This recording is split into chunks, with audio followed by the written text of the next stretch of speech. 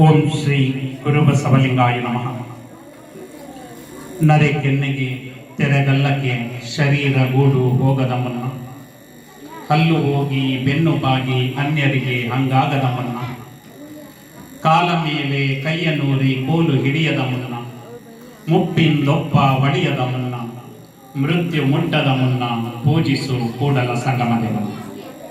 ಕರ್ನಾಟಕದ ಸಾಂಸ್ಕೃತಿಕ ನಾಯಕ ವಿಶ್ವಗುರು ಬಸವಣ್ಣನವರ ವಚನವನ್ನು ಸ್ಮರಿಸಿ ಈ ದಿನ ಶರಣು ವಿಶ್ವವಚನ ಫೌಂಡೇಶನ್ ವತಿಯಿಂದ ದೀಪ ಹಿರಿಯ ಪ್ರಾಥಮಿಕ ಶಾಲೆಯಲ್ಲಿ 20ನೇ ಶಾಲೆಗಳೆಡೆಗೆ ವಚನಗಳೆಡೆಗೆ ಕಾರ್ಯಕ್ರಮವನ್ನು ಹಮ್ಮಿಕೊಂಡಿದ್ದು, ಈ ಕಾರ್ಯಕ್ರಮದ ಉದ್ಘಾಟನೆಯನ್ನ ನೆರವೇರಿಸಿ ತಮ್ಮದ ಜೀವನದ ವಿವರವನ್ನೇ ಎಳೆ ಎಳೆಯಾಗಿ ಬಿಡಿಸಿ ನಿಮ್ಮ ಸ್ಫೂರ್ತಿಯನ್ನ ನೀಡಿದಂತಹ ನಮ್ಮೆಲ್ಲರ ಮಾರ್ಗದರ್ಶಕರಾದಂತಹ ಶ್ರೀಯುತ ಸ್ವಾಮಿ ಸರ್ ಅವರಿಗೆ ಶರಣಾರ್ಥಿಗಳನ್ನು ಸಮರ್ಪಿಸಿ, ಈ ಒಂದು ಕಾರ್ಯಕ್ರಮದಲ್ಲಿ ದತ್ತಿ ದಾಸೋಹಿಗಳಾದಂತಹ ಶ್ರೀಮತಿ ಕಲ್ಯಾಣಿ ಮೇಡಮ್ ಅವರಿಗೆ, ರೂಪಾ ಕುಮಾರಸ್ವಾಮಿ ಅವರಿಗೆ, ಲಿಂಗಣ್ಣ ಅವರಿಗೆ ಮತ್ತು ಉಮಾಪತಿ ಅವರಿಗೆ, ಮತ್ತು ದತ್ತಿ ದಾಸೋಹಿಗಳಾದಂತಹ ಶ್ರೀಮತಿ ಧನ್ಯ ಮತ್ತು ಸತ್ಯೇಂದ್ರ ಮೂರ್ತಿ ಅವರ ಸುಪುತ್ರರಾದಂತಹ ಆರ್ಕಿಟೆಕ್ಟ್ ಅವರಾದಂತಹ ಶ್ರೀ ಮನೋಜ್ ರವರಿಗೆ, ಈ ಶಾಲೆಯ ಮುಖ್ಯ ಶಿಕ್ಷಕರಾದಂತಹ ಶ್ರೀ ಬಾಬುರವರಿಗೆ,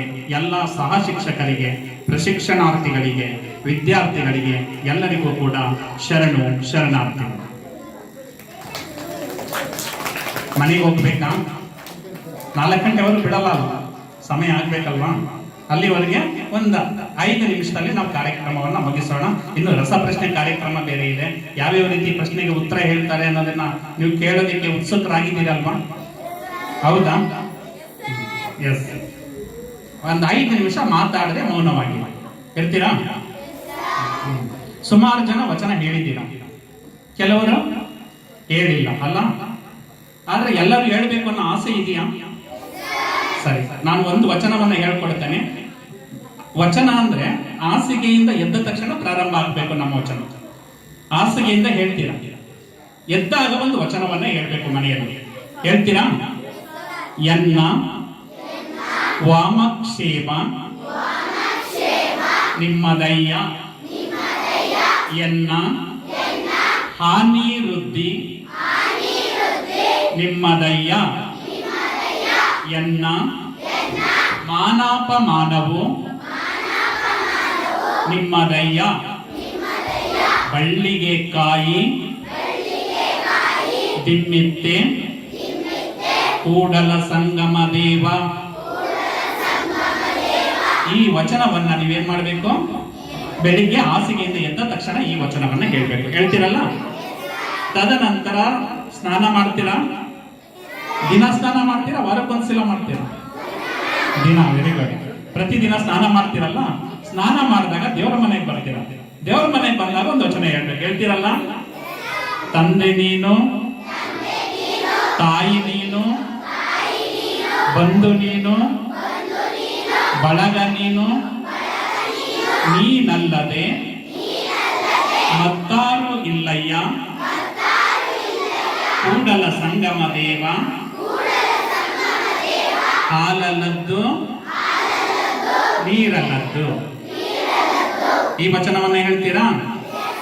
ಮತ್ತೆ ವಚನನ ನಾನು ಮಾತಾಡೋದಕ್ಕಿಂತ ನಿಮ್ಮ ಬಾಯಲ್ಲಿ ವಚನವನ್ನ ಹೇಳಿಸ್ಬೇಕು ಅನ್ನೋ ಆಸೆ. ಚೆನ್ನಾಗಿ ಹೇಳ್ತಾ ಇದ್ದೀರಾ ಅಲ್ಲ? ಇನ್ನೊಂದು ವಚನವನ್ನ ಹೇಳಿ ನಾನು ನನ್ನ ಮಾತಿಗೆ ವಿರಾಮವನ್ನ ಹೇಳ್ತೇನೆ. ಗೊತ್ತಾಯ್ತಾ? ನಾವು ಮಾಡೋ ಕೆಲಸ ತಪ್ಪು ಮಾಡ್ತೀವಿ, ಪಕ್ಕದವರು ಗೊತ್ತಾಗದೆ ಇರ್ಬೋದು ಅಲ್ವಾ? ಮರೆಯಾಗಿ ಮಾಡ್ಬಿಟ್ರೆ ಪಕ್ಕದವ್ರು ಗೊತ್ತಾಗೋದಿಲ್ಲ. ಹೌದಾ? ನಮ್ಮ ತಂದೆ ತಾಯಿಗಳು ಗೊತ್ತಾಗದೆ ತಪ್ಪು ಮಾಡ್ತೀವಿ ಅಲ್ವಾ? ನಮ್ಮ ಶಿಕ್ಷಕರಿಗೆ ಗೊತ್ತಾಗ್ದಂಗೆ ತಪ್ಪು ಮಾಡ್ತೀವಿ. ಹೌದಾ? ಯಾರು ಗೊತ್ತಾಗ್ದಂಗೆ ತಪ್ಪು ಮಾಡಕ್ಕಾಗಲ್ಲ? Very good. ಯಾರಿಗೆ? ದೇವರು ಏನ್ ಮಾಡಿದ್ದಾನೆ? ಅಲ್ಲಿ ಅಂಗಡಿ ಇಟ್ಕೊಂಡು ಕೊಡ್ತಿದ್ದಾನೆ. ಎಲ್ಲಿ? ಧರಣಿಯ ಮೇಲೆ. ಅದೊಂದು ವಚನ ಹೇಳ್ಕೊಡ್ತೀನಿ.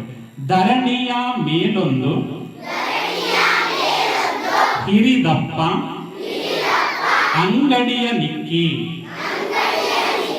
ಹರದು ಕೊಳ್ಳಿದ್ದ ನಮ್ಮ ಮಹಾದೇವ ಶೆಟ್ಟಿ, ಒಮ್ಮನ ವಾದಡೆ ಒಡನೆ ನುಡಿವನು, ಇಮ್ಮನ ವಾದಡೆ ನುಡಿಯನು ಕಾಣಿಯ ಸೋಲ ಅರ್ಧ ಗಾಣಿಯ ಗೆಲ್ಲ ಜಾಣ ನೋಡವ್ವ ನಮ್ಮ ಕೂಡಲ ಸಂಗಮ ದೇವ. ಅರ್ಥ ಆಯ್ತಾ? ನಾವು ಯಾರಿಗೆ ಕಾಣ್ದಂಗಿದ್ರು ಕೂಡ ಆ ದೇವರನ್ನ ಕಾಣ್ದಂಗೆ ನಾವೇನು ಕೆಲಸನೂ ಮಾಡೋದಿಕ್ಕೆ ಆಗೋದಿಲ್ಲ. ಆ ರೀತಿಯಲ್ಲಿ ಆ ದೇವನಿಗೆ ಪ್ರಿಯವಾದಂತ ಕೆಲಸವನ್ನ ಮಾಡೋಣ. ಕೆಲವರು ಚೆನ್ನಾಗಿ ವಚನ ಹೇಳಿದ್ದೀರಾ, ಕೆಲವರು ತಡವರಿಸಿದ್ದೀರಾ. ಯಾಕೆ ಕಾರಣ ಅಂದ್ರೆ ಕೇವಲ ಒಂದು ವಾರದಲ್ಲಿ ಹೇಳಿದ್ರೆ ಆಗೋದಿಲ್ಲ. ಇದು ಪದೇ ಪದೇ ಅಭ್ಯಾಸ ಆಗ್ಬೇಕು, ಬಳಕೆ ಆಗ್ಬೇಕು. ಯಾವುದು ಪದೇ ಪದೇ ಅಭ್ಯಾಸ ಮತ್ತು ಬಳಕೆ ಆಗುತ್ತೋ, ನಾನು ಹೇಗೆ ಹೇಳ್ತಾ ಇದ್ದೀನಿ ಈಗ ವಚನವನ್ನ, ಆ ರೀತಿ ನೀವು ನಿರರ್ಗಳವಾಗಿ ಹೇಳ್ತೀರಾ, ಸುಲಲಿತವಾಗಿ ಹೇಳ್ತೀರಾ. ಅಂದ್ರೆ ಅದನ್ನ ಪದೇ ಪದೇ ಮನೆಯಲ್ಲಿ ಏನ್ ಮಾಡಿ, ಅಭ್ಯಾಸವನ್ನ ಮಾಡಿ. ನಿಮ್ಗೆ ಈಗ ಒಂದು ಒಳ್ಳೆ ವಚನ ಪುಸ್ತಕವನ್ನ ಕೊಡ್ತಾ ಇದ್ದೀವಿ. ಅದರಲ್ಲಿ ವಚನಗಳಿದೆ, ಪ್ರತಿ ಪುಟದಲ್ಲಿ ಒಂದೊಂದು ವಚನ ಇದೆ. ಆ ವಚನಗಳನ್ನ ಅಭ್ಯಾಸ ಮಾಡಿ, ಅದನ್ನ ಮಾಡೋದ್ರ ಜೊತೆಗೆ ಅದನ್ನ ಜೀವನದಲ್ಲಿ ಅಳವಡಿಸಿಕೊಂಡಾಗ ನಿಮ್ಮ ಜೀವನ ಸಾರ್ಥಕತೆಯ ರೂಪವನ್ನ ಪಡೆಯುತ್ತೆ ಅಂತ ಹೇಳ್ತಾ, ಇವತ್ತು ಈ ಒಂದು ಕಾರ್ಯಕ್ರಮ ನಡೆಯಲು ಕಾರಣೀಭೂತರಾದಂತಹ 3 ದತ್ತಿ ದಾಸೋಹಿಗಳಿಗೆ ಮತ್ತು ಈ ಕಾರ್ಯಕ್ರಮವನ್ನು ಕಣ್ತುಂಬಿಕೊಂಡಂತಹ ತಮಗೆ ಮತ್ತು ನೀವೆಲ್ಲರೂ ತುಂಬಾ ಅತ್ಯುತ್ತಮವಾಗಿ ವಚನವನ್ನ ಹೇಳಲು ತರಬೇತು ನೀಡಿದಂತಹ ನಮ್ಮ ಎಲ್ಲ ಶಿಕ್ಷಕ ಸನ್ಮಿತ್ರರಿಗೆ ನಾನು ಶರಣಾರ್ಥಿಗಳನ್ನ ಸಮರ್ಪಿಸಿ ನನ್ನ ಒಂದೆರಡು ನುಡಿಗೆ ವಿರಾಮವನ್ನ ಹೇಳ್ತಾ ಇದ್ದೇನೆ. ಜೈ ಬಸವ, ಜೈ ಶರಣ.